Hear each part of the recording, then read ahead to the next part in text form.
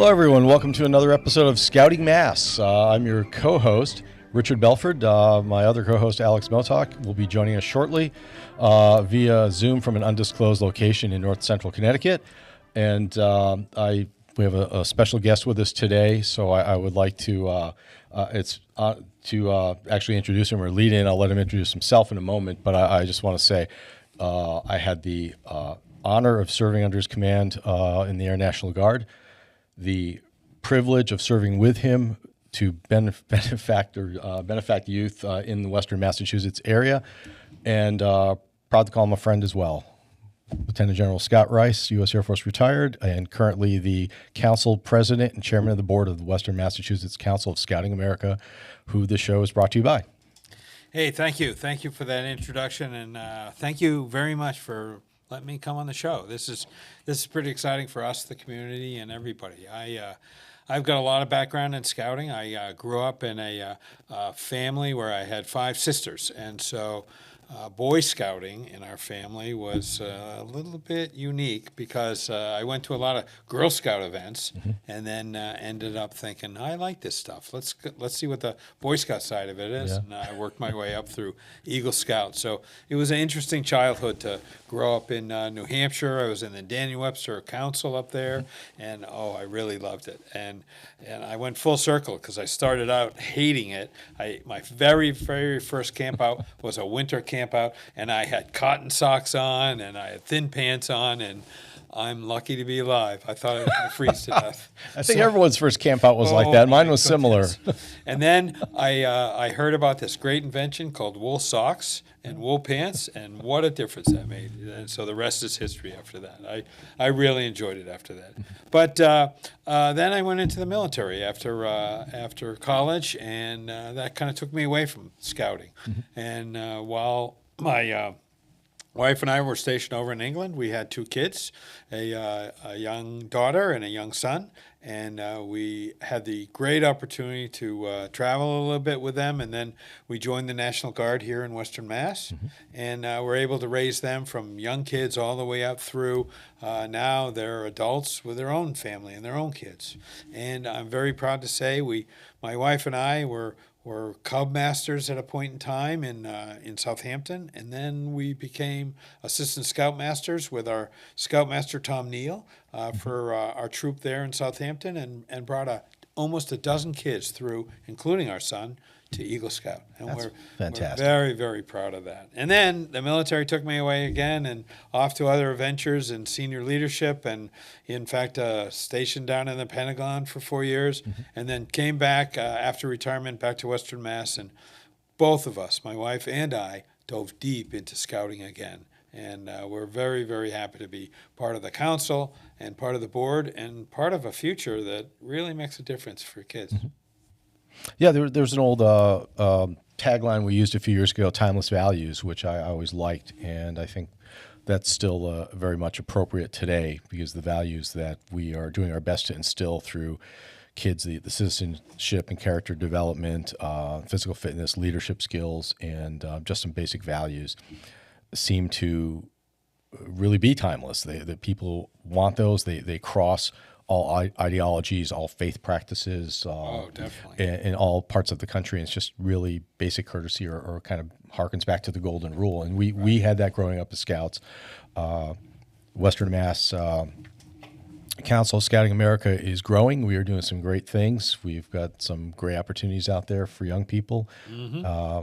And share some of your favorites, be it camp or some of the activities we've done, or Well, some of the things, actually, it was a sideways entry into scouting. And while I was down in the Pentagon, I had the opportunity to travel around the United States to visit units. And West Virginia asked if I could come visit them during a scouting jamboree.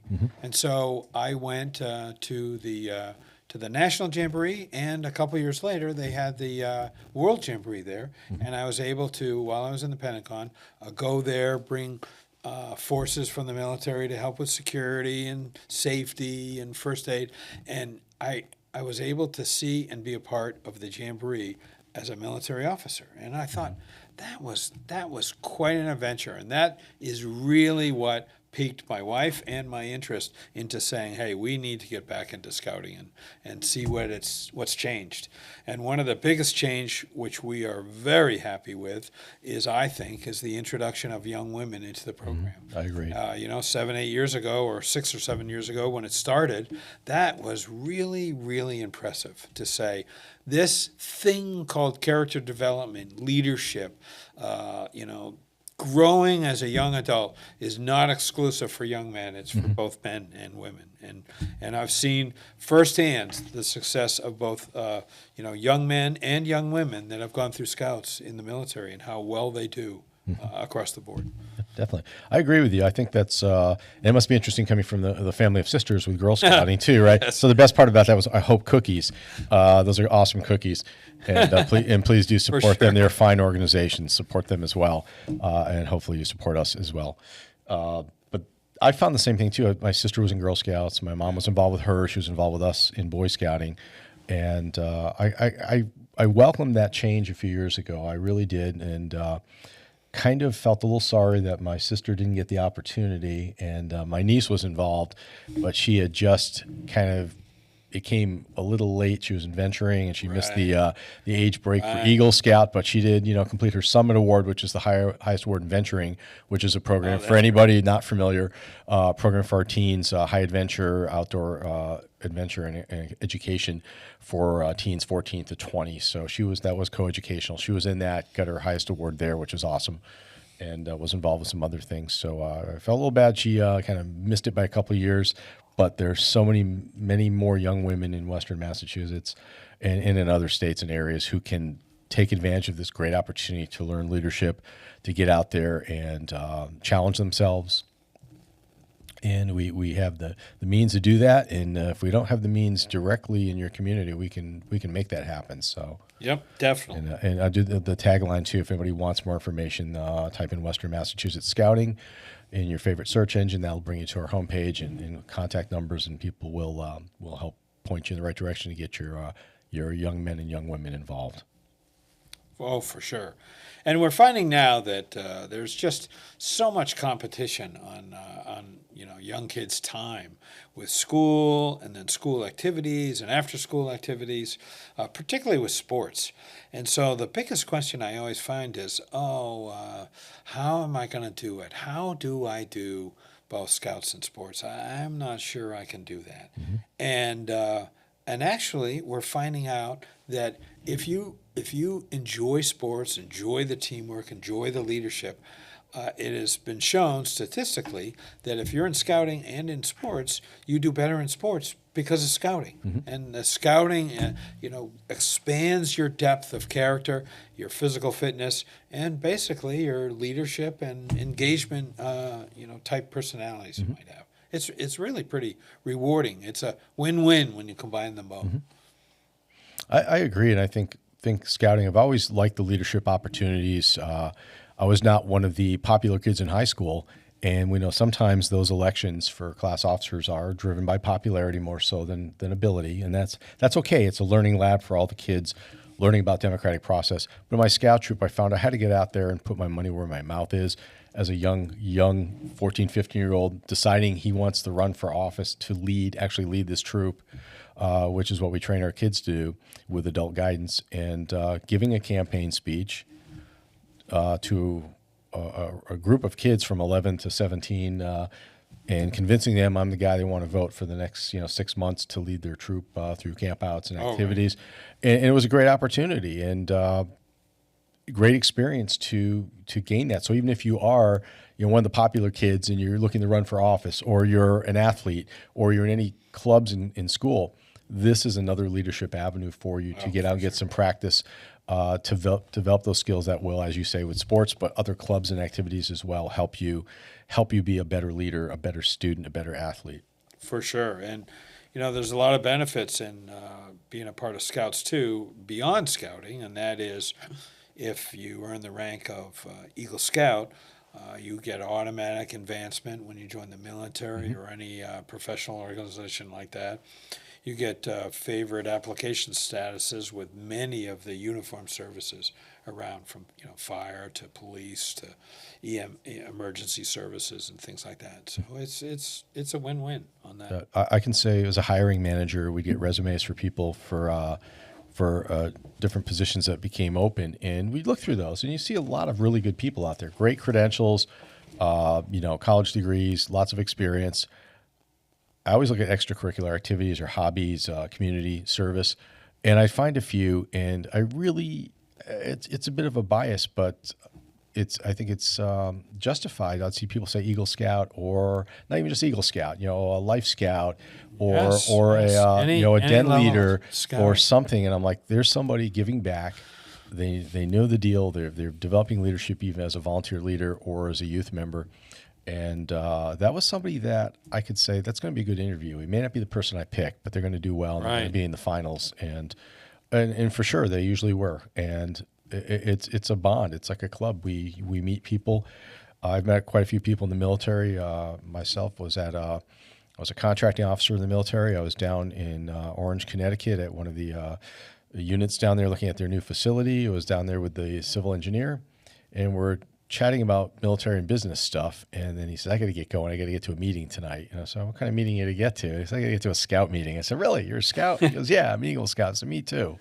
And we were chatting and just had similar backgrounds and became good friends from that connection. So it's definitely a great organization to, again, extends friendships. We kind of are like the military in the sense too. We have this cross section of people. It doesn't matter where these boys and girls, young men, young women come from, what communities, what their economic status is, what their race, creed. They're all thrown into a troop or a unit, and they learn to function together, become friends, and very much what we do in the military. So they're learning a great social lesson right there on just getting along and building relationships, and that's a fun thing, I think, an important skill, but it's also fun just to meet people who are a little bit different, glean some knowledge from them, learn about their traditions, cultures, hobbies, interests, and of course, you get the camps. That's when you really get to know people. That's whether it's a weekend winter camp with cotton socks or wool socks, or many weeks I've spent at camp in the summertime, getting just poured on, not being able to do anything but wear a raincoat all day. You learn to find things to do and have some fun. And one of our fun spots too is, of course, right up the street from the studio here, about 20 minutes up the road, is Horace and Alice Moses Scout Reservation. Yes. Which is in beautiful downtown Russell, surrounding the lake, Russell Pond, and just a great place for young people to go for a few days, go for a few weeks in the summer. We've got some great programming coming up there this summer, as we try to do every year with some good leadership.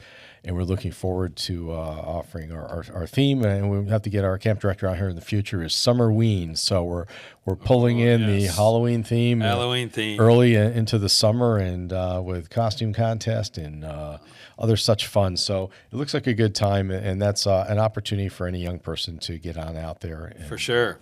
And sign up is going on right now. If you go to the Western Massachusetts Council website, and you can find out activities and sign up for summer camp as an individual or as a part of a troop or even a pack.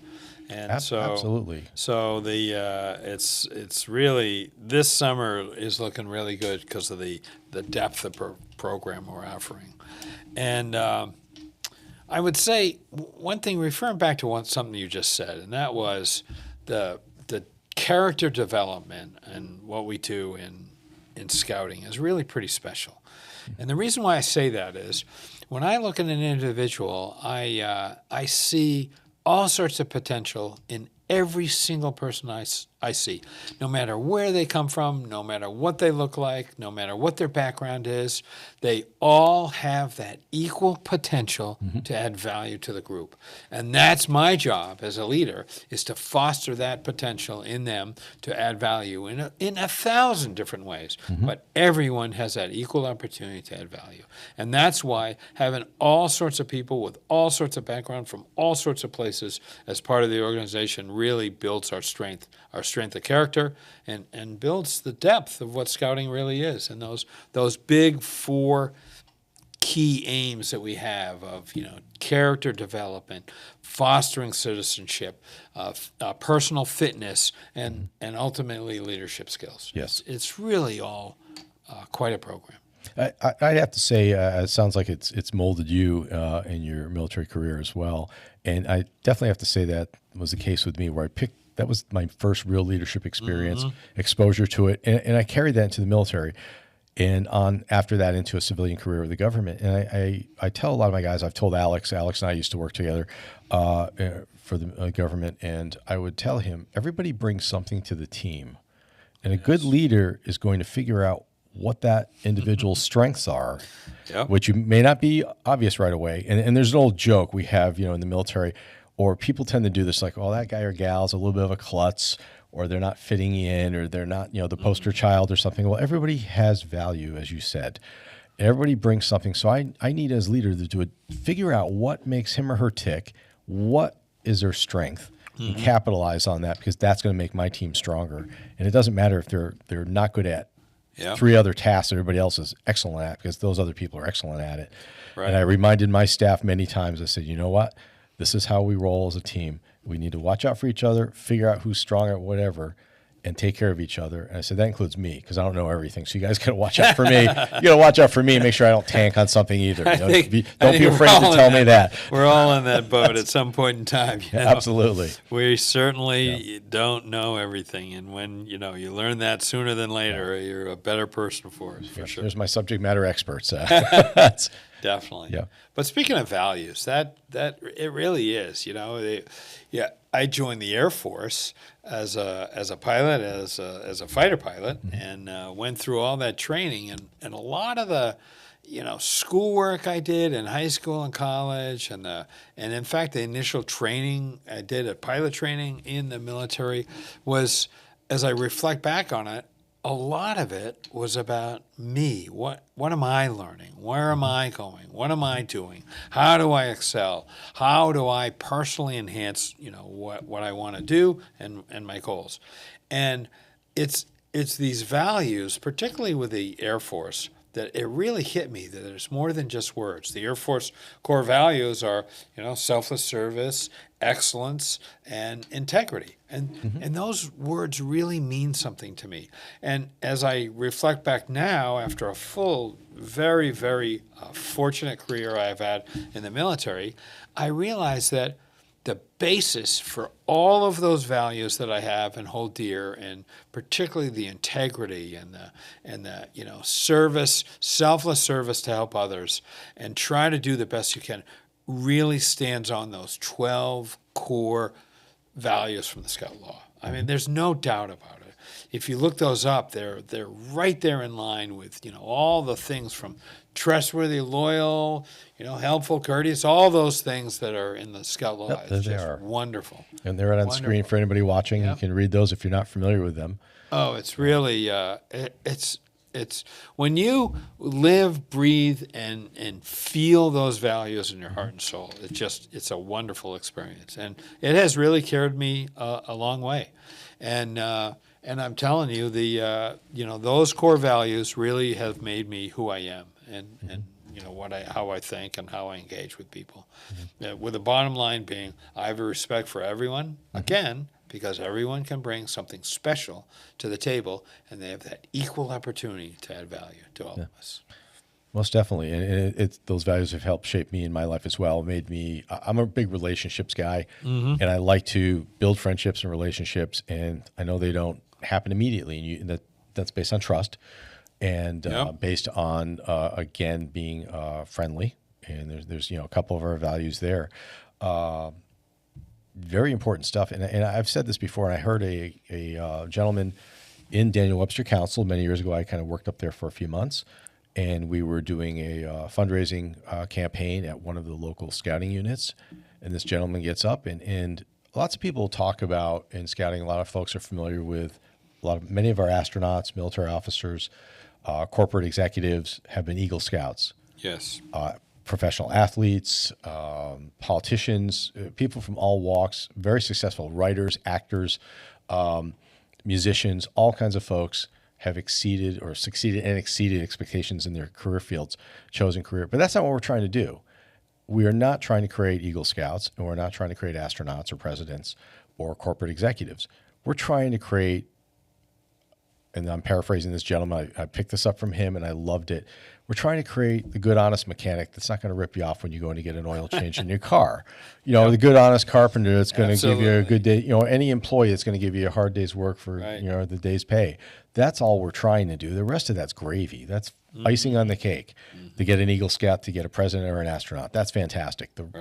We just want decent citizens. That's all we're trying to produce, is a good, hardworking citizen that's going to treat neighbors with respect and courtesy, and be there to help out and step up when needed. Just be an all-around good person. So I love that gentleman who said that. Those words resonated with me as a young 20-something year old working up there shadowing some people. I said, this is important stuff. Right. This is what we're trying to do.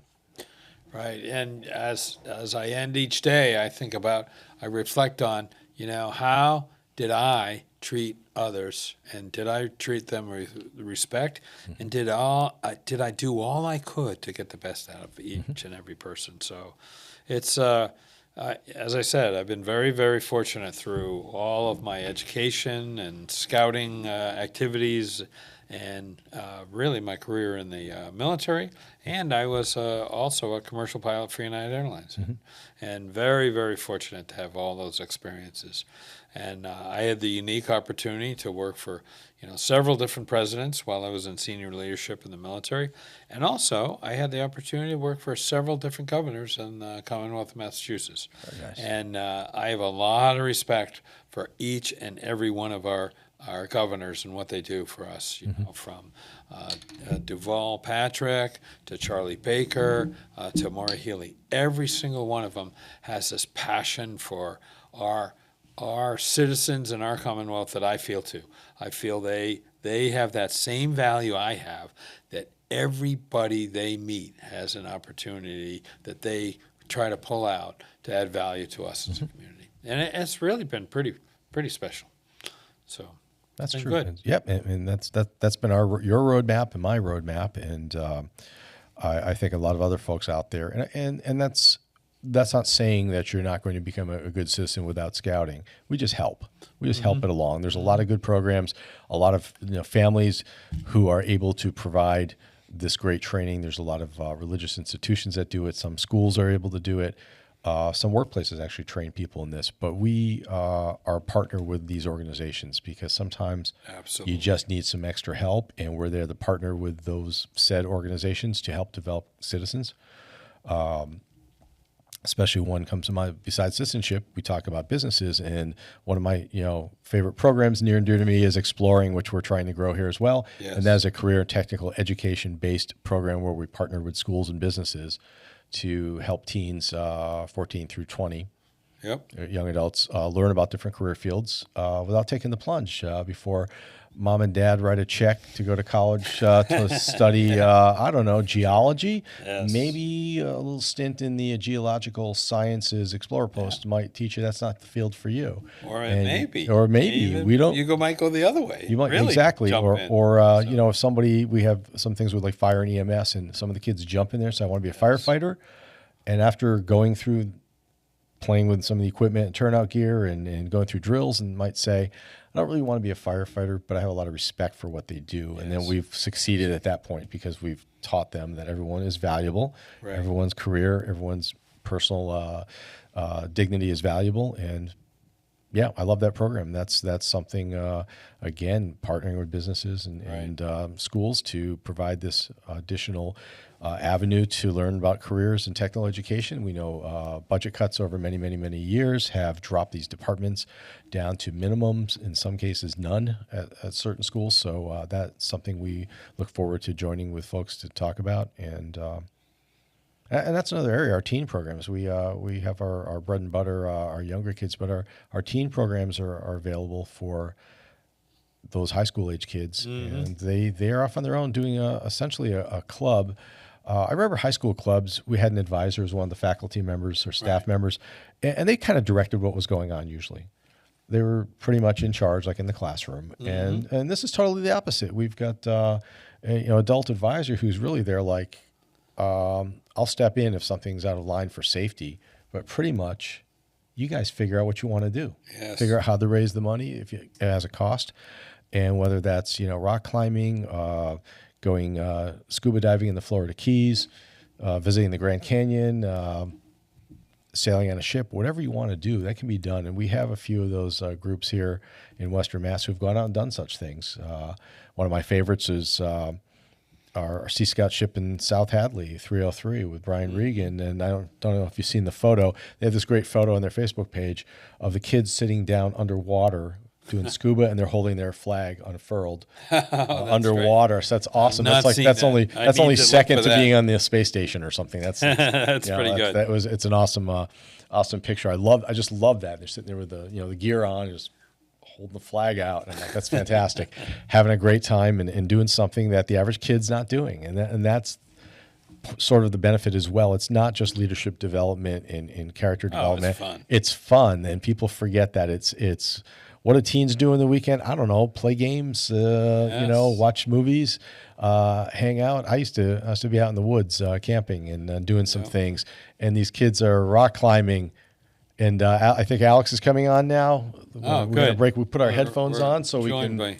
Okay. We're going to move into headphone mode, folks. There he is. So, folks, kids are doing these great things on weekends and during the week with our older programs, and our younger ones as well. But the older ones are doing things like high adventure, getting out there, doing that rock climbing, scuba, and having just an all-around blast. Hey, we are joined. You can flip your phone so we got the full screen effect over there, like we told our other guest. Okay, it doesn't work. Okay. Uh-oh. It's like, he's like in orbit or something. I don't know. Yeah, hey, folks, we're joined by our other host, Alex Motok, from the undisclosed location in North Central Connecticut. Alex, welcome. We got the shirt code on today. We got the color going. Oh, that looks pretty good. Yeah, we got the memo. I couldn't help but notice. Can you hear me okay? Yes. Hear you fine. Thanks. Awesome. Well, so what have you guys been talking about? I'm so sorry that I was late. I had an opportunity to do something good, and I had to take it. Oh, that's great. What have you guys been talking about? Well, we've been talking about the aims. Started off with that, and character, citizenship, physical fitness, and leadership, and all that tentacles that reaches across. Our youth and our young adults and what they're doing and where they're going, and all sorts of subjects like that. So it's been good. So we talked about the general's upbringing a little bit in New Hampshire, his exposure to scouting initially, his first camp out. Really froze to death. Really just discussing the values, how that translates to military, since all three of us are military people. And, right. and he mentioned a few minutes ago about the advanced rank for our Eagle Scouts. And our guest 2 weeks ago was a new Eagle Scout, and she had just enlisted in the Army National Guard in Massachusetts and moved in at an advanced rank. And that's great. Has her act together. It's nice to see a young person that's just got her, stuff together, as we say. Right. Right. For sure. And, speaking of people joining the military and coming from scouting, and there's been a little controversy lately and a little friction, actually, between Scouting America, particularly on a national level, and the Department of War and Values. And actually, it's been a very healthy discussion as we've been going along, and certainly I don't think we'll hit either bookends where where the scouting program gets absorbed into the military on one side, or the other side where the military completely disassociates with the scouting program. And I think what's going to happen here is there's some real values, and it really boils down to respect. Respect and integrity and who you are. And the military and the Department of War has asked Scouting America to be a political organization as part of those just handful of organizations that the government and the military support as nonprofits, including the USO and veterans groups, and they give some to the Boys and Girls Clubs. But Scouting America, with the leadership development and the citizenship and the character, those are the things the military really, really enjoys in our citizenship, in our the people that live and grow in our community, and frankly, they want that to be an apolitical foundation for an individual to grow and develop as a young adult, and not stand up and put all sorts of controversial ideas that may be on one side of the issue or the other side of the issues, either whether it be on a social media basis or in public forums. And as long as the Scouts follow that, I believe the military and the Scouting America are coming to an agreement to say this is a good program for everyone, and it's a win-win for us all. And we have a tremendous amount of background in scouting, both Girl Scouts and Boy Scouts, Scouting America, and now combined in Scouting America with girls and boys. That background has led a number of people that are in the military to grow and develop themselves. And that's going to continue on. And I'm very encouraged by how the discussions are going on, what the Scouting America hopes to achieve and what the military hopes to achieve with a relationship that's been going on for hundreds of years. In fact, speaking of that, we just celebrated 116th birthday. Yes, we did. Scouting America, and when it started in February 8th, I think. February 8th. 116 years ago. Pretty good. And we had cake, too. We had cake. So yeah, we did have cake. Cake's always good. We did have cake. That's something you mentioned about the leadership traits being valued by the military. What are your thoughts as a former scout, a current scouter, and as a longtime military member, for maybe some adults out there who hopefully are tuning in, watching, or listening, who might be in the National Guard or Reserves, and in this general area, who aspire, be they officer or enlisted, be they aspire to higher opportunities within their military career field. Do you think that would be a good fit for them to volunteer as a scout leader or volunteer with us? Do you think that would still help them at that adult level to enhance their leadership abilities, make them more noticeable to their seniors? And like we said, with the athletes in high schools or the club people, you think that would still work or be positive for them? Yes, and I've got a couple angles on that. First angle is, when I was growing up, I'm very organized, and I develop a plan, and my whole objective as a young kid was to do the plan. Make sure that we got the plan done. I had thought about all the parts and pieces, and I wanted this to go as I planned. And 9 times out of 10, you hardly ever do your plan as you planned it. It changes, and to be flexible and adaptable, and to be patient and keep sight of the goal and realize that there's many, many ways to get there.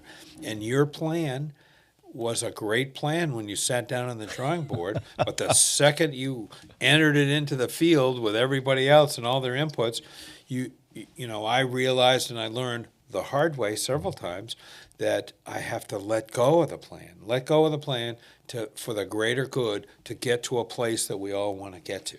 And that was a real challenge for me as a young kid. And then I went to school to become an engineer. So I even reinforced this idea of the plan and the structure even more so. But it was it was the military and working with others that I didn't. I had that experience, but didn't really develop it as a youth, and I was able to develop it later on in life, and to realize that cliche that we use in the military, your plan is really good until it meets contact with the real world. And once it meets contact with the real world, you better be ready to adapt and do something different. Because that's how the plans actually work, and that's how I found and seen. If you look at history, how great leaders worked and adapted as they were adapting their plan, and so that experience with working with kids, with young adults, and saying, okay, this is our goal, this is our plan, let's go camping for the weekend, and let's make sure everyone gets fed and everything's clean when we start and clean when we end, and everyone has all their parts and pieces when they end. And, when they come back home. We had 10 kids, we have 10 kids. Yeah, it's good. the numbers equal out and in, and simple things like that. And when you realize when you get out there in the woods, in the field, it's like pure chaos. It's amazing. It's just everything going everywhere. Nobody's listening to you. We have things we have to do before sunset, before we go to bed, and nothing's getting done. I mean, it's just all sorts of things, but that is part of the adventure. That is learning as an adult, particularly as a young military member or anyone within an organization that interacts and works with others, learning to let go and yet keep control of where you're going and keep people safe and respectful. Those are the things that are the most important. Yep. And those values is what scouting's all about. Not just for the young adults, but it's also for the leaders to learn, develop, and grow. So that was one side of it. Right. The other side of it is some values that some of us sometimes, particularly me as a senior officer, as a general officer, look at. There's so many people I've seen that, particularly in the military, that think that the hard, rough, tough attitude, no nonsense personality is the one that is most successful. And frankly, I have found that it's a mix of a number of personalities. And when I was in the staff in the Pentagon, I would sit, watch, observe, and interact on people in my own way. But holding fast to a principle or an idea was important and good to maintain your principles. But there are these intangible things like friendly, helpful, courteous. Those values in the military are more important. And one of them was cheerful. Being cheerful during some of these real hard meetings that we would have. At the level I'm working at, which is, it's hard for you even to put my arms around it, but we would sit and talk, with a bunch, a dozen people in the room, and we talk about billion-dollar programs for the U.S. military and whether we're going to tweak it this way or that way. And I'm telling you, the discussions really got heated and passionate. This is my program. I'm not changing. And people would get angry. And it was, in the end, our direct leadership, the Chief of Staff of the Air Force, the Secretary of the Air Force, they kept a positive attitude, a cheerful attitude, a kind attitude, right out of the Scout core values and the Scout law, and it really made a difference. I walked away from so many meetings feeling better off than I went in, knowing that, this is going to be a tough fight, but in the end, realizing that, it's all about the greater good and try to help each other. Really.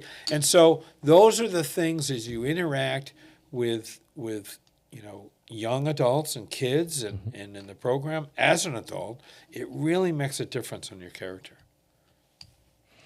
Sir, you're touching on exactly. Rich, I don't even have to ask the question. It's good if you're already touching on it. My first question for you was, how do you approach leading a new group of humans? I use that word. I don't mean it like rudely. We're all humans. I'm a human. Oh yeah, yeah, So for sure. just to sort of give us all, just to make us all the same, I say that. So you kind of touched on that a little bit. Um, I how did you how did you find the difference between leading in a military structure versus leading in a civilian structure? Was there any difference, or are humans humans? in the end, there's not a lot of difference. People are still people, like you said. Humans are humans, and how you interact with people is the same across the board. You know, those basic things that you have, treating them with respect, which means listening to them and being open for ideas that they might have that might be different than yours.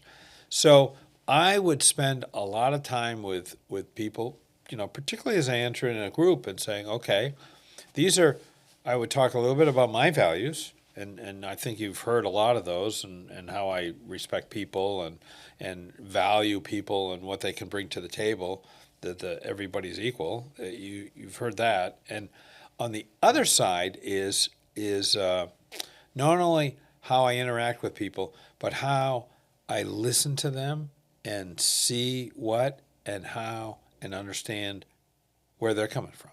And that's the real challenge for me, is understanding who somebody is, why they're saying what they're saying, and what their perspective is, so I can incorporate that into what we're all doing for the greater good. And that's a real challenge. That's a real challenge sometimes, to sit back in your hands and listen. In in the in my role in senior leadership in the military, there's a lot of the times when the goal and the objective are pretty clear, pretty you know pretty open. You can Well defined. see, well defined, and see where you're going to go, and what your objective is, I should say. How you get there is the building and of that community and bringing everyone together to make the journey almost as important as the goal and the objective. And so, in doing so, when you're working with a diversity and a bunch of people, I 9 times out of 10 would clearly see the path that we could take to success. But it's my path. It's my path. So I would not ever, at a time when we're just developing strategy and plans and policy, I would never lay out what I thought as far as the path to get to the objective. I just wanted to make sure the objective was clear to everyone, understood what we're trying to achieve and where we're going. And then I'd ask around and say, what do you think? What do you want to do? That's a rhetorical question in general, but specifically, I would task people with that. I'd say, hey, come up with an idea on what we're going to do with this for that to get here. And again, I kind of had an outline and an answer in my head, but I wanted to hear what they wanted to do, right, what they decided, what they thought of. And that was the way I built teamwork. And that's the way I developed, core values in people to say, let's work together for the greater good. And I will protect you. I will help you. I will let you fail, but I won't chop your head off when you do fail, and I'll build you back up and bring you a part of the team. Because those that fail and learn fast and learn real fast are the best people you have ever to work with. I think I recognize some of the concepts you're talking about in my own much smaller way from the circles that you've had to operate in. I've been particularly influenced by the concept of serving the people in your group, and that means a lot of different things. It could mean like, make sure they have food or coffee, or making sure everybody has the documents. It could mean a whole bunch of different things to serve the people in your group. And the concept that we're all smarter together. And you sort of touched on both those concepts, letting new voices come in.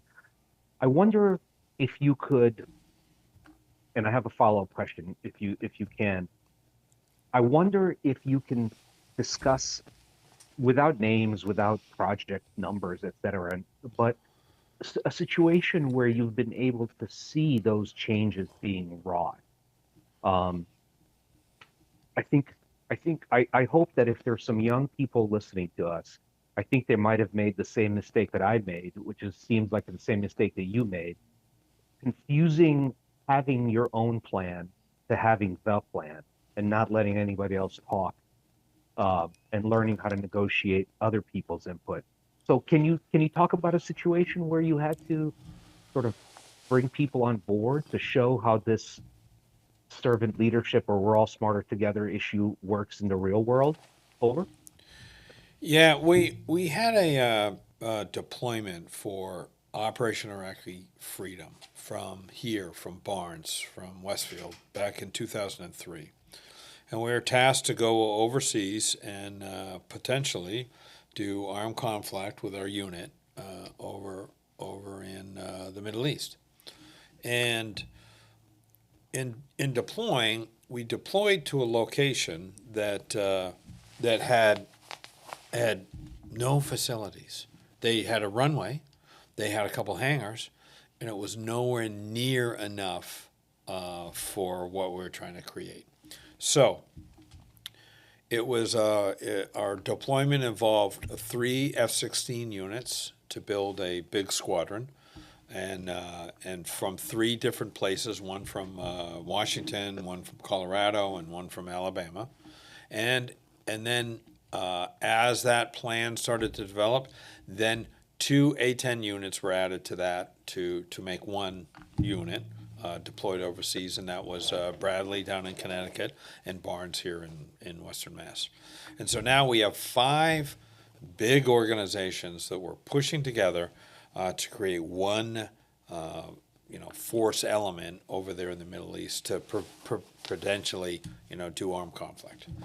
And so I went over there as the ADVON, the advanced team, to go over there and build the base. And I was in a group of like 25 people. And we had this chief master sergeant that was a civil engineer working for us. And that's when I got a great respect for chiefs. Chief Rick Belford here, retired from the Air Force, and realized that chiefs with their background can do some real magic, and they have great ideas, and they have plans that are totally outside the box of what I had. So here we start off with, okay, we need to, in 3 weeks, on this perfectly flat desert with nothing there, in 3 weeks, we needed to build a facility to house 1,500 people. And I looked at that and said to the chief, there's no way we can do it. I mean, there's only 25 of us here. You got a couple heavy equipment operators. You got a couple guys that know how to build tents and what? That's it. And so then purchase all the a lot of the infrastructure like electrical, power, not only power generation but power transmission to get it out there. How do we move stuff around? I mean, we're talking sand, and to be able to build a road on sand, and how do we do that? And how do we get water in there? There's no water there, and how do we get drilling equipment in to drill a well? And once we get everyone in the house, how do we talk to each other? We're so dependent now on computers and technology and having enough power for everybody to run all their devices, not only in housing areas but in an operation area. And then how do we get connectivity with communications and put up a satellite dish and all this stuff? And 2 weeks into the 3 weeks, we got word that our unit, our ideas, our plans, the unit deploying was going to double in size. That we were going to take half of the unit of all these units, or actually about a quarter of all these units, and then ended up we're going to take 3/4 of all those units. And I went to bed this one night thinking, no way. There's no way we could do what we were supposed to do already. Now to double the size of the organization was just impossible. And we had this big meeting, and all the senior leadership was there on what are we going to do, and we did some quick math on a piece of paper. There's not enough space for everyone, even if we build it like we wanted to. There was no way it was going to happen. And so of all things, this chief master sergeant, and boy, he was he was this gruff old dog, and he spoke in very few words, and a lot of them were added superlatives in there, and he definitely made sure he let everyone know how he thought of young officers like myself and what we had to add to the table, which was not nothing. It was negative. I had negative value I could add to the thing. But he came to this meeting with me because I asked him to come, and he didn't want to come. But he came to the meeting, and he said, we went around the table, and it was an unsolvable problem. Really was very difficult. And I was very committed to this place and building it. And we had most of the stuff built after 2.5 weeks. And he said, let's split the unit. Let's move. There's got to be another airfield around here. And sure enough, there was. There was another airfield 30 miles away. And so everyone said, yeah, that's a crazy idea. We're not going to split this unit. How are we going to operate? But we had two different aircraft. We had F-16s and we had A-10s. And that was a natural division that we could do. We'd lose the synergy of flying and fighting together, but still, we could still 30 miles away, plan operations and plan missions and do things together. And so the chief and I and a couple other people drove over to this base, and it was like deja vu. I said, I was just standing in a place just like this 3 weeks ago, looking out over this flat desert with nothing. And to our benefit, there was a combat communications unit from the Air Force, from the Air Guard, from Massachusetts, already there at this other place. So that helped with that piece. There was also a special forces group from the U.S. Army there. So they had already started building up some things. And we went to this one Army guy, the chief and I, and our munitions guy, and he said, okay, look at all these things we've already built, all these revetments, and we can handle, roughly 200,000 pounds of explosives in this Army unit. And I remember my munitions guy thinking, yeah, that's great. 200,000 pounds of explosives for your Army and your special ops is great. We usually operate with about 3 to 4 million pounds gross weight of munitions.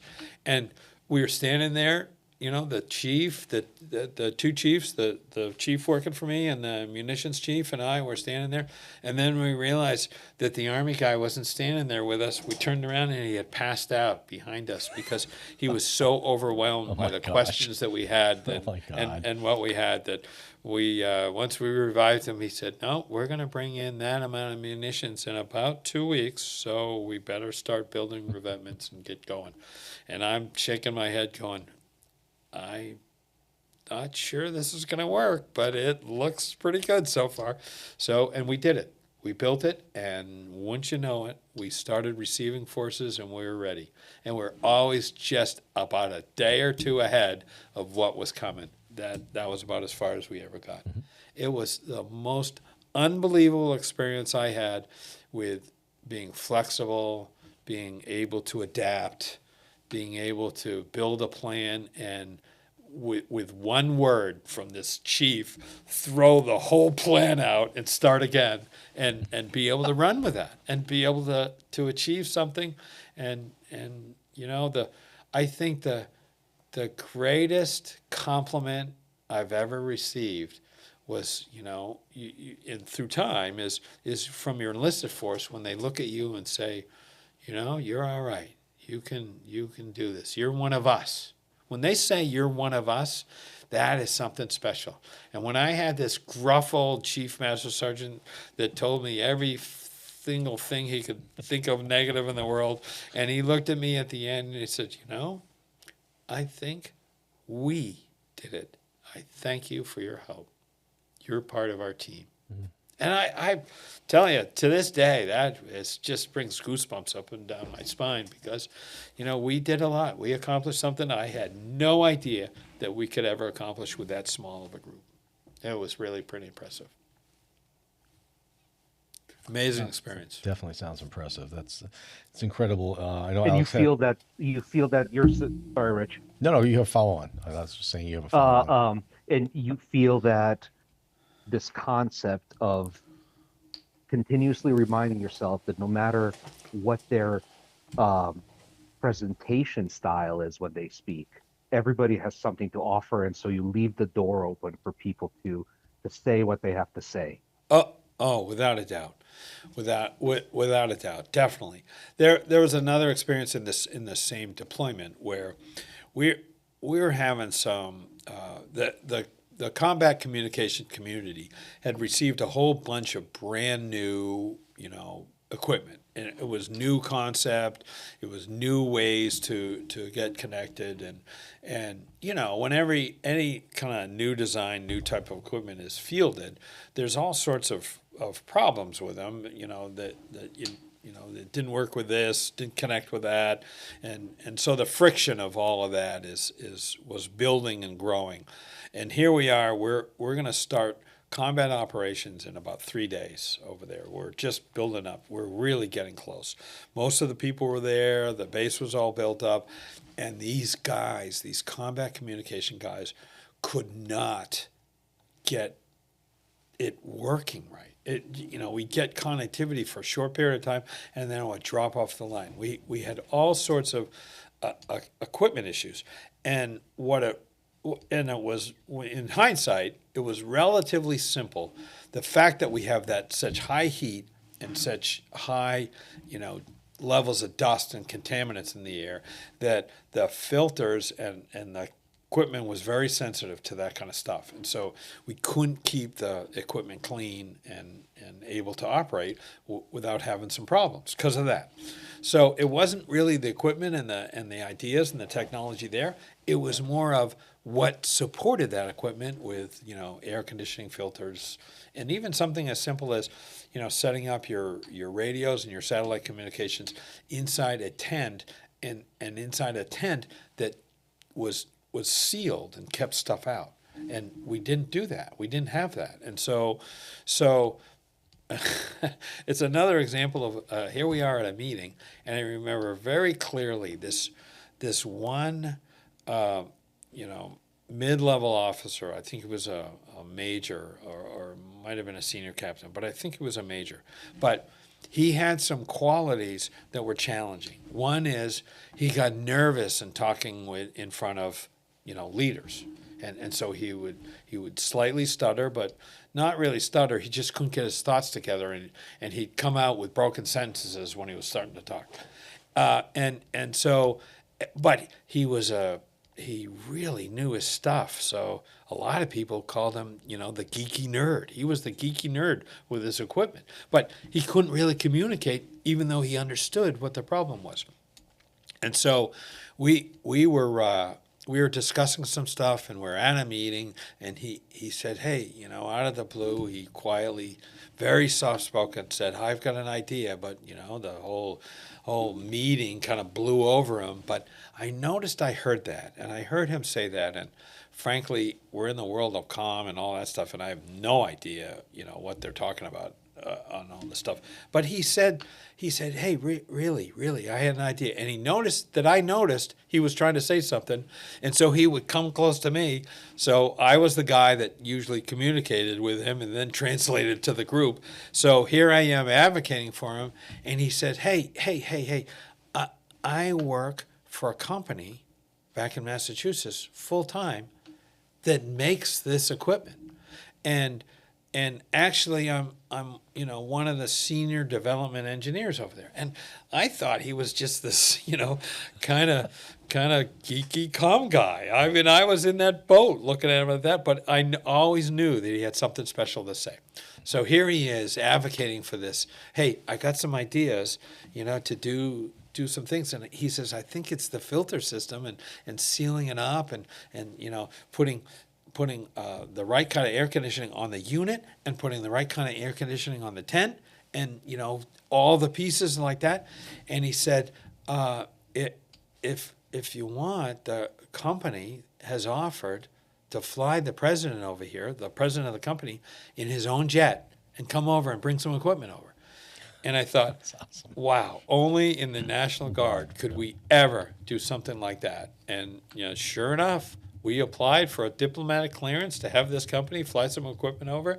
And because this guy worked full time for the military, the company, at their own expense, flew all the equipment over, set it all up with their engineers, and out of this little plane that they flew over, and then they all flew back like 2 days later, and we were full up communications the day before the war started. It's another one of those. I am utterly amazed at the depth of what people have in their own community and where they come from and what they can bring to the table. And that was my almost perfect example of, not judging somebody by how they look, how they act, how they talk, and realizing that every single person has something of value to add to the table. And for this guy, he saved us in the war. He saved our ability to get the plans and the details to execute the mission. We wouldn't have been able to do it without him. Frankly, absolutely. And then we had a big ceremony about a month later. We were probably, in hindsight, we're about halfway through all of our combat operations. We were over there for, a little more than a few months. And in the middle of all that, they had a senior officer, a one-star general from Army Special Ops, come over to see the thing. And they had asked the Army units, hey, this senior's coming over, he's gonna recognize some people. So he had 2 people in the Army that he recognized and 1 person in the Air Force that he recognized, and that was this guy, this one guy, because of all the things he did on getting connectivity for the Army so that they could all communicate with each other. That basic principle of the U.S. Army. Yep. Communicate. That's an amazing story. That is an awesome story. It was incredible. So, yeah, I was fortunate to be a part of that and see that in action. Pretty neat. How do you get there, sir? Like, thinking of a young person, can you at all talk about what types of questions should a young person ask themselves to determine if they are engaging with their team, whatever team may be, right? Maybe it's sports, maybe it's in the classroom, maybe it's in scouting, but whatever team this person's a member, what kind of question you ask yourself? Say, am I doing this right? Am I treating these people well enough? Am I opening opportunities for anybody who doesn't want to talk, doesn't want to be center of attention, to speak and to have a voice? How does a person think about themselves from those? Those skills. Over. And I don't know when I personally turned the corner, but there is a big difference for between shooting for goals and opportunities for yourself and shooting for goals and opportunities for your group and your team. Now, today, I can say without a doubt, everything I do is for our group, our community, our team, our family. None of it is about me and where I'm going and my goal and objective. And I try to tell people that when the team succeeds, when the team wins, when the team meets their objective, everybody wins. And that is very, very important to me. And so there was a time and a place when I think I was talking to you, Chief, about it earlier, and that was, hey, I was very self-motivated for driving towards my self-generated goals. My goal was to finish college. My goal was to finish pilot training and be the best I can. And then I got involved with a fighter squadron and working as a team with them, and all of those things I did in scouts, trying to go on campouts or going on campouts as a group, as a troop, as a patrol. It all came back to me and said, I really love being a part of this group because the success of the group is so fulfilling, so rewarding, that I try to tell people that look to see more than not what you can do to help others as part of this group and make it all work together. And it's so rewarding for me personally, that it's just in my DNA now. So the question to ask yourself is, how are you serving group? And are you serving the group out of yourself? Is that kind of what you're Oh yeah, summarizing? yeah. And I'm a driven person. I'm a goal-oriented person. I'm always trying to exceed. I'm trying to, that core value we have, excellence in all you do. I'm always trying to do that. But my perspective is, where is our team's seams and edges, and what is it missing, and how can I help there?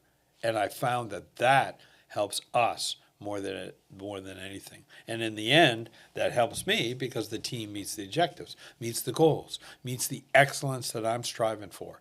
And so I don't worry about myself anymore. When I became a major lieutenant colonel in that time frame, after about 10 years in the military, at that age, that rank, that position, I stopped setting goals for myself. I didn't really set goals anymore. I tried to understand, figure out what's the goal of the organization I'm a part of, and that's my goal. My goal is the organizational goal. I strive for that now. And so I never looked for advancement. I never was. There's so many people in the military I've found, and also in life, I find that their mind is halfway into their next job, and they haven't even started it yet. They're more worried about where they're going than where they are. And I live in the moment and where I am. I really do enjoy that. I think that's good advice. That reminds me of, again, paraphrasing somebody years ago back in the 90s, was a gentleman that was Mike Borda, Chief of Staff, or our Chief Naval Operations, Admiral Borda, who departed like a year or so later, departed this life. He was an enlisted guy. He created the Seaman to Admiral program in the Navy. He wanted to take young enlisted and give them a pathway.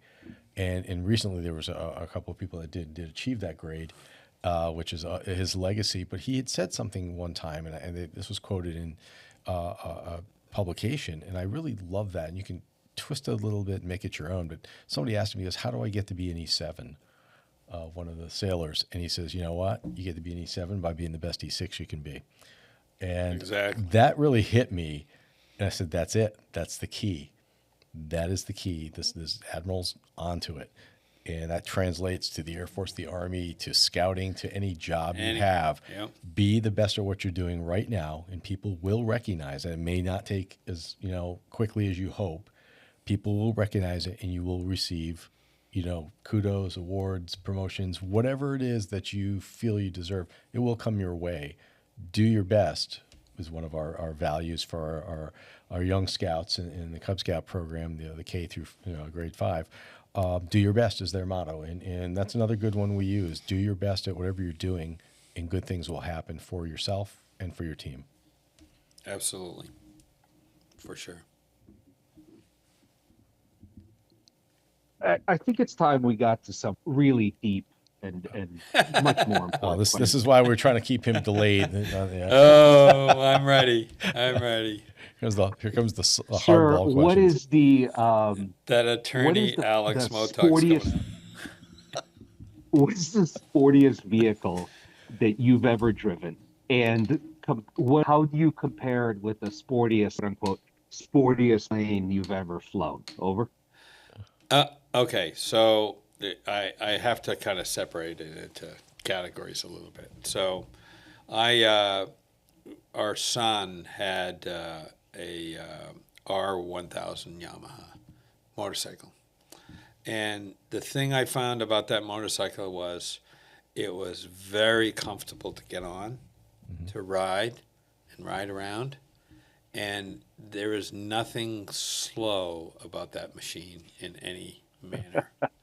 The only sensation you could have from speed was when you felt the wind on your chest because it curved over the windshield and above you. But if you went fast enough, it curved over the windshield and hit you in the chest. And when it started hitting you in the chest, you knew you were probably exceeding the posted speed limit by quite a bit. So that was, I thought about that machine thinking, I have no sensation of speed or no sensation of high speed in that thing. And so that was a lot of fun. It was pretty sporty, but boy, you really, really have to be careful on things like that, because the normal things where you think you're going 50, 60 and you're going a lot faster than that, and you don't even realize it. So that was one thing. But I enjoyed that. That was fun, but I had to be very careful with myself because I could go real fast. The second thing that I found is snowmobiles. Snowmobiles have that same thing.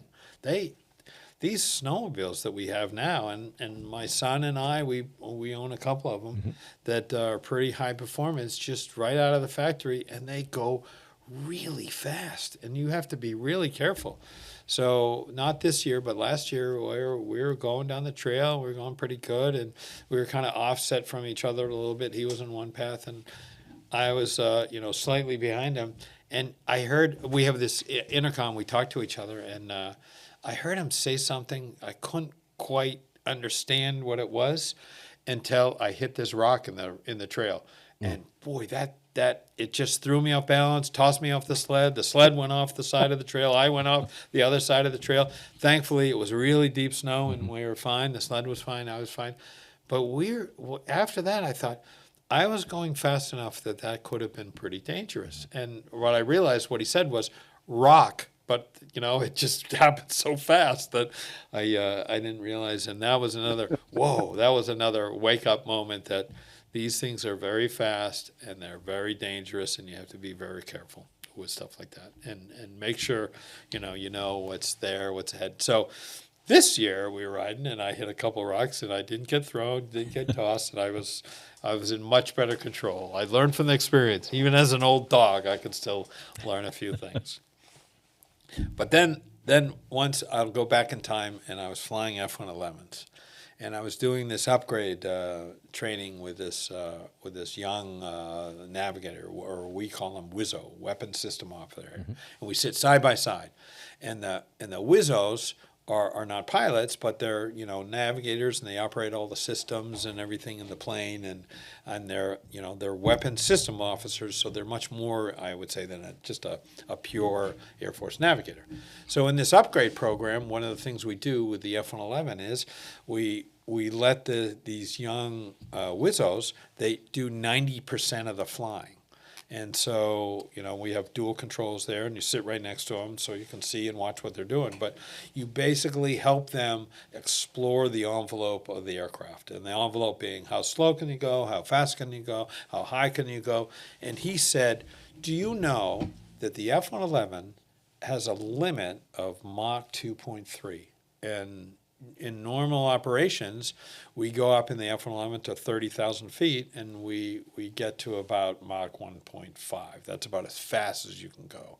And so there's a manual that we have, and we call it the -1-1, and it has all these charts and specs on how to explore the envelope of the aircraft. And he said, I'd like to explore a little more of the envelope, and I'd like to go up to Mach 2. I've never done that, and I'm looking at him thinking, I've never done that. The fastest I've been is Mach 1.5, and that's pretty fast. But he said we have to follow a very, very narrow path of flying. And he said, he asked me, you fly, but I'll have the book open, and we'll follow the chart in the program, exactly how fast at what altitude, so that eventually we can get to Mach 2.0. And so I said, let's do that. We'll do that. So it was fascinating to me. So we flew up, and normally you can go up to about 30,000 feet, but the service ceiling on the plane was 50,000 feet. Anything above that, you need a pressure suit on. So we flew this plane, and we got it up to Mach 2.0, and we got up to 50,000 feet, and we're just on the edge of that, and there's a couple things I noticed. The first thing I noticed was how dark blue the sky is when you get up there that high, and it was unbelievable. You could really see the curvature of the earth. Wow. And things. So there was, it's just an experience I never really had. Now, fighters today, they can go up that high pretty easily, but in the F-111, that was a real challenge. So that was something unique for me at the time and place. But a lot of people have experienced that now. But for me and the two of us, it was great. The other thing I noticed was the fuel gauge was moving. You could actually see the fuel gauge moving. And I thought, we're going to run out of fuel if we keep doing this for very long. And I said, we better start figuring out how to get back. Get that book open and look at, max range. Hopefully you didn't close it. So we can get back home. And then the third thing I noticed was, hey, this blinking light over here may be a concern. It says canopy unlocked. And I said, we probably should slow down a little bit just in case that's a real sensor. And what happens is when the plane's going that fast, there's a negative pressure on top of the plane and it pulls on the canopy. So the sensor was it wasn't unlocked. It was just pulling a little bit away from the sensor and making the light flicker. We found that out after the fact. But at the time, you think, if the canopy opens right now, it's going to be pretty challenging to remain calm, cool, and collected with that going on. So, long story short, we and at that speed, the engines are very sensitive to change of the airstream. So you have to very slowly bring the throttles back, slowly let the nose drop down, and get subsonic again. And once we get down to about 30,000 feet and we're subsonic again, he looks at the fuel we have in the book and he says, "Ooh, it's going to be pretty close. We're going to have to fly real slow in a configuration that's the least drag and the slowest we can just to make it home." So normally we're supposed to be only gone for a 2-hour sortie, 2-hour flight. And in this case, we were going to be gone 4.5 hours. And so we were going to fly for an extra 2 hours just to get back home. And so we turned around and go back home. And we have a long range, HF radio in the plane. And so we were trying to call back home and say, hey, we're way, way out over the North Sea, north of England, and we're not going to be back on time. We're going to be back pretty late. And the radio didn't work. Oh, no. So we were so far north that normal air traffic control wasn't there. So we had an hour till we were going to get back into air traffic control in England just to talk to them, to send a message back to home. And so we sent a message back home. And at that point, when we sent the message, we were already an hour and a half late. So now we're going to be, really... Oh my goodness! I thought my career was going to be over when we get back, and so we land and we land at RAF Lakenheath in England, and we're pulling into our spot, and they have these hardened shelters, and they hook up a winch to the back of the plane, and they winch you back into the plane, and when they're winching us back into the plane, there comes the car with a wing commander in front of the thing, and all your flying times, you never want the wing commander to come out and see you because it's nothing good comes out of that. So Guess I made a wrong turn. Sure enough, we shut down the plane. We get out of the plane, and it was this real big guy. He was the real gruff guy, and he had a heart of gold. But boy, something about my personality with his was like oil and water. And he looked at me and he said, "I don't know what you did, but you are so late that you are going to be on the duty desk and not flying for a month, and you are grounded." I mean, nothing worse for a pilot than to be grounded. It's one thing as a kid to have your parents ground you, but to have the wing commander ground you when you're a pilot is a big deal. So sure enough, we got grounded, and then he leaves, and then that's when the crew chief came up to us and said, "Oh, what did you guys do? Have you looked at the plane?" And the hardened shelters are real dark, and so you can't really see anything inside the shelter. And so he says, "Look at the plane. The plane has no more paint." where did the paint go? And what happened was the F-111 got so hot at Mach 2, Burned it off. we burned all the paint off. It was silver. I never knew the plane was silver. I always thought that they're, this camouflage brown and green. So we had burned all the, That's awesome. And, hey, we didn't tell the wing commander that. We said, oh boy, it must be something faulty paint. It was bad paint. It was bad paint. So the crazy thing is the wing commander, here we are like a month later, and I've been grounded for a month, and I'm thinking, okay, it's time to start flying soon. I actually had 2 more weeks of no more flying, so they grounded me for 6 weeks, and about a month later, he calls me into his office and he says, okay, here's the good news and the bad news. It's one of those things you get all tense and, okay, what's coming? I don't know. Okay, the good news is that you were the instructor pilot of the year last year. And so that you carry forward, that title until the next year or the next instructor pilot. So it's like I'm halfway through this. And one of the benefits of being an instructor pilot is when any VIPs come to the base and they're going to get a flight, the instructor pilot of the year flies with them. So that's one of the benefits. So all these dignitaries come, and Nice. I flew with all these generals and stuff, and I thought, I'm really full of myself that I'm my life's great. I don't do anything wrong, and I'm thinking I'm real humble in front of the wing commander. And I said, okay, I'm the instructor of the year. Yeah, he said so. The good news is that means that if somebody comes, you're going to fly. The bad news is I have to take you off of grounding and have you fly with Chuck Yeager. Oh, wow. So Chuck Yeager came to our base, and That's awesome. and I came off grounding so I could go fly with Chuck Yeager. And then he said, okay, there's one more side to this. You have to do one more thing for me. At the monthly safety meeting in the officers club on Friday night, we have a there I was with somebody who's done something dumb, silly, stupid. And he says, Chuck Yeager is our guest speaker for safety night, for Friday night. And we want you to stand up on the stage and tell everyone how you burned the paint off the plane. And I thought we had covered that. I thought you didn't know about that. And he goes, yes, we all found out about that. And you are going to stand up there with Chuck Yeager and say, there I was. I went Mach 2, just like he's going to talk about, except he's a hero and you're a paint peeler. So there I was. They called me the paint peeler after that for a while. And so that's my claim to fame with Chuck Yeager. That's awesome. My story. That's a much better safety moment than the ones we usually have. Oh, my goodness. So That is great. I know. I'm feeling kind of inferior now. So you asked about your moments with speed. Those are my 3 moments with speed that are interesting.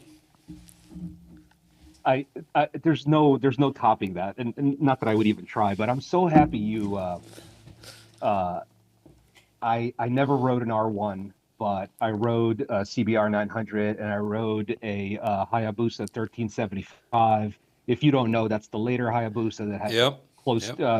R1 had a $155 to a $180 depending on the year in terms of horsepower. The Busa had anywhere from a $160 to about a 200 horsepower depending on the year. So Right. I've ridden some of these bikes, and I love that you're talking about it. There's a special feeling when you get going and the wind locks you in. And you can Yes. feel how you're locked into the wind. Yeah. You were talking about the wind coming over the canopy, of course. I realized that, but I'm talking about something different. It's the handling gets hard. It's hard to wiggle the bike side to side, and you have better stability but less control kind of deal. Yeah. And Yeah. it's so cool that somebody who's flown Mach 2 and peeled paint can compare that to a motorcycle. Yeah. That's awesome. So it's pretty good. So as we're kind of wrapping up here soon because you do have another appointment. Yes. But what do you think? What are you looking most forward to this year with Scouting America and Western Mass? Is there something in particular that you're feeling really good about? Yeah, Like to share? we're pretty excited because we're coming off a time and a place when a lot of organizations and a lot of people that get together in groups and communities had faded away from that from COVID. We all had a time and place when we all thought we were going to turn into zombies. We've all seen the movies, and that's the unknown fear in the back of your mind. And none of us got together to protect ourselves. And at a time and a place, it was important to do that. But frankly, we had a lot of our programs go to Zoom and Teams and Google Meet, and try to get together that way. But it's really, really hard to go camping on Zoom. It just doesn't quite work. And the heart of our program is getting out and about in the outdoors and having fun. There's no replacing that. And it's just pure magic when you can go out there and with a group of kids and the young adults and people and go out and have fun in the outdoors. It's something real rewarding about that. And so we're getting back to those basics. And it's exciting. Our program across the whole country was probably cut in half by COVID. And now we're rebuilding the program, and there is nothing better than seeing the light in that kid's eyes, like at summer camp up in Moses, when they've had a day of swimming and archery and shooting and playing some games and sports and sitting around a campfire, and it's just wonderful. And so that's the exciting part, because we are singularly focused on building membership and supporting our units to be successful with having an adventure. Scouting is about the adventure, and I see it. I feel it. We're getting there. We're getting out and about into our community. I think we have, of all the young adults in Western Massachusetts and the 4 counties, I think we don't even have 2% of the youth involved in the program. So the growth opportunity and the ability to touch so many people is just right there at our fingertips, and I'm excited about that. We spent the last year, all of us, you both included, in really working on our budget, getting our budget under control, making sure that we are fiscally responsible with that precious dollars people give us to have their kids in the program. And it's a safe, rewarding, expanding, growing program for adults and for kids to have fun. It's wonderful. The adventure's there. I can feel it. It's coming. It's there already. It's still a blast. It's fun. Alex, I spent time at camp last summer. Alex was up there a few times doing helping with aviation merit badge, and it's just a fun time. And your colleague, you brought a colleague from the base. She had a great time up there working with the kids. For sure. And it's just, it's magical. And Alex and I say something about sitting around a fire, poking it with a stick. It's just something as silly as that. It's just it's magical, as you say. Pretty good. It's magical. It's just it's really just a great time to socialize, sit around people. It's very, very back to basics, really, as basic pack animals from our heritage, just sitting around, poking sticks in a fire and staying warm and telling stories. That's what we do. It's a lot of fun. But it's more than that, Rich. Yeah. Sir, I'm going to say this because, of course, you know about Rich and I starting this program. But in the world that we find it in today, with the communication over electronic media, being together teaches the kind of skills that you talked about, leadership skills, how to get along with a group, how to not be selfish and self-centered. Yes. These are even more invaluable than the campfire, which is awesome. But those skills, I mean, you were just touching on them. To something simple as to not take yourself so seriously, as that my way is the only way, is the right way, is hey, let that go. You can be such a much better person when you roll with the punches. Roll and go with the flow a little bit. Yep. It's great. It's really good. Special. One thing I'm very fortunate about, and talking about getting the best out of others and having people work with, is we have a group of leadership in our council now, which I think is second to none. We have a number of people that have been here for a long time. We have a number of new people. The organization is run by our full-time scout executive, Craig Sims, and we are very, very fortunate to have a professional at his skill level, enthusiastic about being in the program here in Western Mass. And we hired him about a year ago, and he's been running hard and successfully with our program. And then to have the board of directors we have and the teamwork we have, both of you are on the council and the board, and I appreciate your help and how you build us up with that. It's really, really good. And then the unit leaderships that we have, we have so many very successful units that over the last month, I've just been to a number of, this is the time of year when the Cub Scouts do their blue and gold banquets, and they have the Weeblos and the older Cubs cross over to be Scouts. And I've seen a dozen or so units that, perform those events and those ceremonies, and the enthusiasm of the kids and adult and the effectiveness of the adult leadership is just heartwarming, impressive, and most importantly, it's inspiring. I am inspired by what everyone is doing. It's great. It's really a great thing to be a part of. Most definitely, a lot of great people, and as we said in the beginning of the podcast, everyone brings something to the team, right? And everyone has skills that they're contributing to make things work for kids. And our scouting units are the grassroots level, where everything happens with the young people. We're just in the supportive role in our positions. These men and women who are leading these kids, advising these kids in the local neighborhoods and communities Absolutely. are the true heroes of scouting for sure. Yeah, and we've built up a fund now for those that are economically challenged to be a part of the program. We can help them with that. We help just about everybody that we do help everyone that applies and asks for help. And so that part, don't let funds or money be a barrier to being a part of something bigger than yourself. Scouting America. We are open to every boy or girl, young man or woman who wants to be a scout. Mm-hmm. We'll find a way. We will get you involved. Make it happen. We will make it happen. Yep, for sure. What do you guys think? How do you like the program? What's your outlook for the future there, Alex? Sir, as you know, Rich and I try not to make this about ourselves, but you asked a question, and I will politely respond. But my personal feeling is I am glad to be part of something that is bigger than me.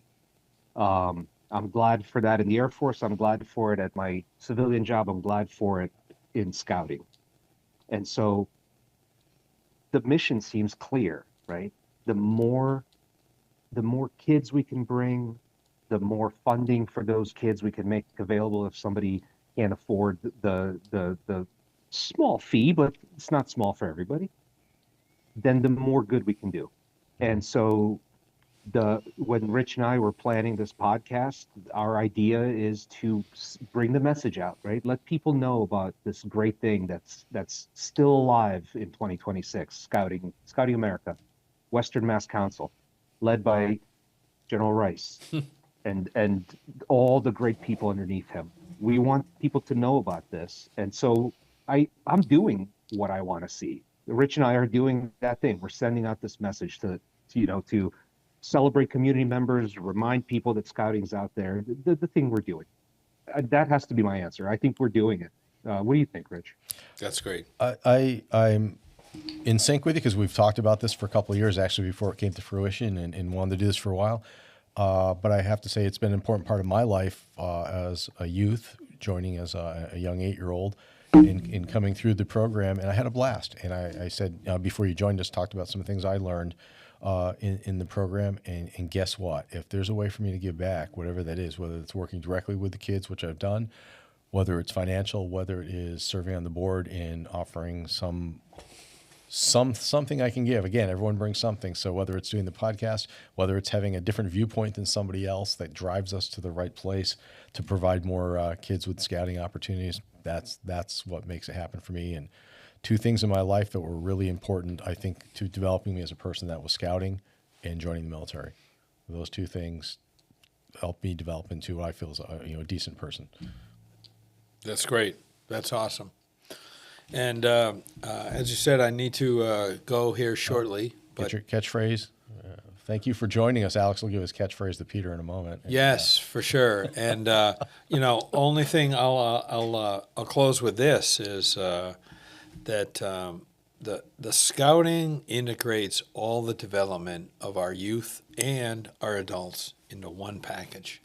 And if you want to be more successful in whatever you do, have a foothold in scouting, because I think you will be impressed on how much you can learn, how much you can grow, and how much more successful you can be in any endeavor, whether it be a young developing youth or whether it be an adult.